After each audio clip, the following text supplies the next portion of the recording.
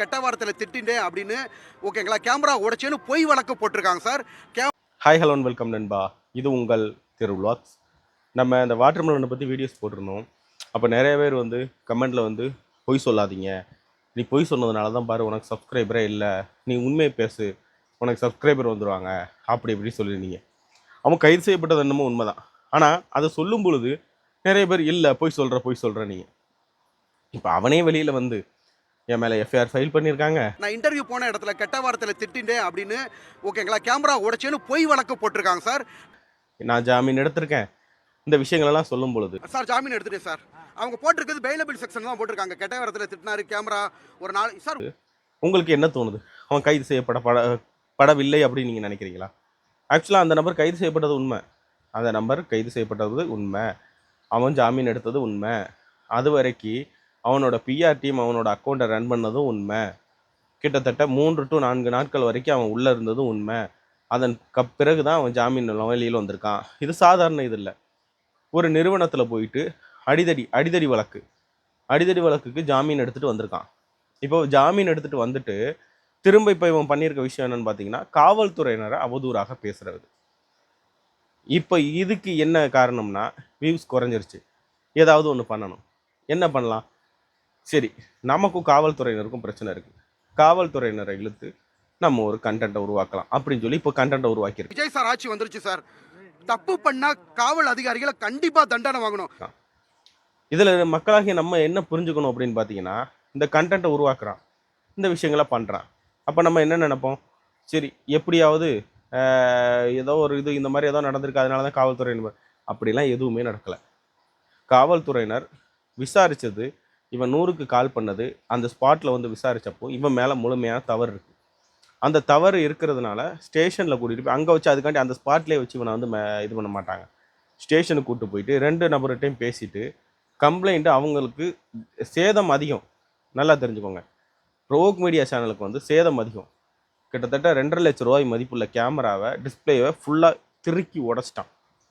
அதே மாதிரி லைட்டை தட்டி விட்டு லைட்டை உடச்சிருக்கான். கேமராமேனை கையில் பரண்டியிருக்கான். கேமராமேனை அந்த இதை பேட்டி எடுத்த நபரை எல்லாரையும் இவங்க பண்ணது நியாயம் இல்லை, அவங்க ரொம்ப நியாயமானவங்க அப்படின்னா அப்படிலாம் சொல்ல முடியாது. இவனை வச்சு இன்டர்வியூ எடுக்கணும்னாலே மினிமம் ஒரு 5,000 வரைக்கும் இவங்க பே பண்ணுறாங்க. இந்த மாதிரி கொஞ்சம் பெரிய சேனல்ஸ்லாம் ஆனால் வந்து ஒரு 10K வரைக்கும் கூட இவனுக்கு பே பண்ணுறாங்க. பே பண்ணி நீங்கள் இன்டர்வியூ எடுக்கிறீங்க. இந்த மாதிரி நபரை எதுக்கு இன்டர்வியூ எடுக்கணும்? எனக்கு ஃபர்ஸ்ட் ஆஃப் ஆல் அது புரியலை. இவனை மாதிரி நபரை நீங்கள் இன்டர்வியூ எடுக்கிறதுனால இவங்கெல்லாம் வந்து நாங்கள் பெரிய ஆளுங்க, நாங்கள்லாம் பெரிய இதுன்னு நினச்சிக்கிட்டு இருக்காங்க. அப்படி நினைக்கிறதுனால மட்டும்தான் வந்து இவன்லாம் வந்து வளர்ந்துட்டு வரான். இவன் வளர்ச்சிக்கு நீங்கள் தான் மெயின் காரணமாக இருக்கீங்க.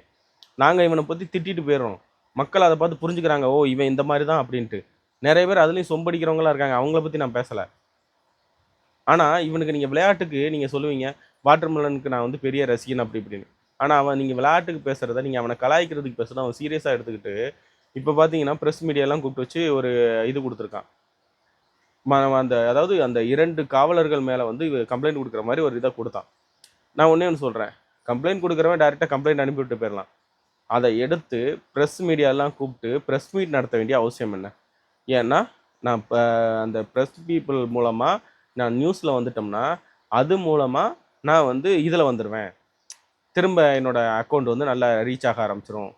நான் வந்து நிறையா இன்டைரக்ட் ப்ரொமோஷன்ஸ் நான் நிறையா பண்ணலாம். அதாவது டைரக்ட் ப்ரொமோஷனுங்கிறது வந்து எப்படின்னா, ஒரு கடையில் போய்ட்டு இந்த கடையில் வாங்கி சாப்பிடுங்க, இல்லை இந்த கடையில் இந்த பொருள் வாங்குங்கிறது. இன்டைரக்ட் ப்ரொமோஷன்னா அந்த கடைக்கு முன்னாடி போய் நின்று சும்மா ஒரு ஆக்ஷன் காட்டியோ, இல்லை அந்த கடையோட போர்டை காமிட்டியோ, இல்லை அந்த கடையில் உட்காந்து சாப்பிட்ற மாதிரியோ வீடியோ போடுறதா இன்டைரக்ட் ப்ரொமோஷன். இந்த மாதிரி இன்டைரக்ட் ப்ரொமோஷன்ஸை நிறையவே நம்ம திவாகர் பண்ணுவாப்புல, காசும் வாங்கிக்கிடுவார். ஆனால் தன்னோட வாயால் ப்ரொமோட் பண்ண மாட்டார். அப்போ நம்ம என்ன நினைப்போம், சார் ப்ரொமோஷனே நான் பண்ண மாட்டேன்னு இவர் ப்ரொமோஷன் பண்ணிக்கலாம் இல்லையா, அது ஒரு ப்ரொமோஷன் தானே. அந்த மாதிரி இப்போ இவரோட ப்ரொமோஷன் எல்லாமே வந்து குறைஞ்ச காரணத்தினால தான் வந்து இப்போ இந்த மாதிரி ஒரு நிகழ்வை எடுத்திருக்காரு. ஸோ மக்கள் நீங்கள் பார்த்துக்கோங்க, விட்டுருங்க. இவனை மாதிரி ஆளுங்க திருந்த மாட்டாங்க, சரியா? அப்போ வந்து இவனை பார்த்தீங்களா, அவ்வளோதான், கடந்து போயிருங்க. கடந்து போயிட்டீங்கன்னா அடுத்து இந்த மாதிரி ஒரு வரக்கூடிய நபர் வந்து சரி நம்ம வந்தாலும் நமக்கும் இதே மாதிரியே பப்ளிசிட்டி போயிடும் அப்படின்னு அந்த மாதிரி நினச்சிட்டு அடுத்து வர்றவங்க வரமாட்டான். அந்த மாதிரி கேவலமான ஒரு விஷயங்களை பண்ணி வரணும்னு நினைக்கிறவங்க வந்து வரமாட்டாங்க. ஓகேவா? மக்களாகிய உங்களுக்கு என்னுடைய வேண்டுகோளாக வச்சுக்கிறேன். இதுக்கு மேலே உங்களோட விருப்பம், நீங்கள் பார்த்து என்ன பண்ணணும்னாலும் பண்ணிக்கோங்க. அதே மாதிரி இந்த பொய் சொன்னேன்னு சொன்னவங்களுக்காக தான் நான் இந்த வீடியோவை மேக் பண்ணுறேன். நான் பொய் சொல்ல, நான் சொன்னதில் உண்மை இருக்குங்கிறத நம்ம அந்த வீடியோலேயே வந்து நான் ஊடால ஆட் பண்ணியிருந்தாலும் பண்ணியிருந்திருப்பேன், பார்த்துருப்பீங்க.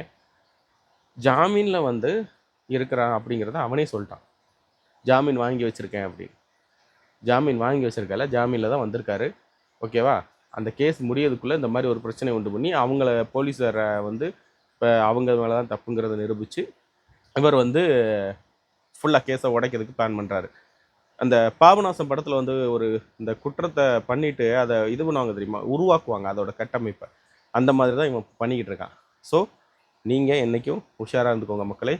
நன்றி, வணக்கம். இந்த வீடியோ மறக்காமல் சப்ஸ்கிரைப் பண்ணிடுங்க, உங்கள் ஃப்ரெண்ட்ஸுக்கும் ஷேர் பண்ணிடுங்க.